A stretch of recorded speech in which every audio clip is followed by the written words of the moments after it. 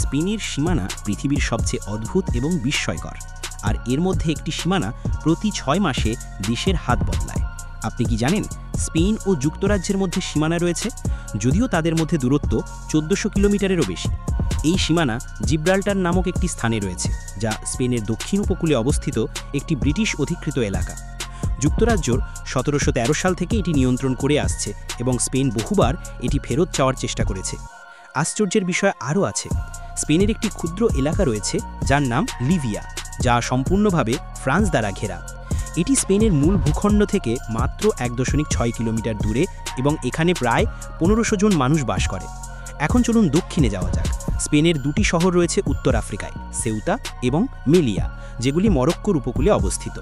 তবে সবচেয়ে অদ্ভুত সীমানাটি হল পেনিয়ন দে ভায়োলেন্স দে লা গুমেরা, একটি পাথরের সেনাঘাঁটি যা স্পেনের দখলে। এটি মরক্কোর সঙ্গে যুক্ত মাত্র 85 মিটার চড়া একটি বালুময় পথ দিয়ে, আর এটি পৃথিবীর সবচেয়ে ছোট স্থলসীমানা। এবার আসল চমক, ফিজেন্ট আইল্যান্ড, একটি ছোট দ্বীপ যা স্পেন ও ফ্রান্সের মাঝে বিদাসোয়া নদীতে অবস্থিত। এখানে রয়েছে অদ্ভুত এক নিয়ম।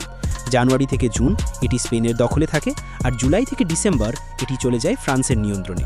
হ্যাঁ, তারা প্রতি 6 মাসে একে অপরের কাছে দ্বীপটি হস্তান্তর করে, আর এই প্রথা চলে আসছে 1659 সাল থেকে।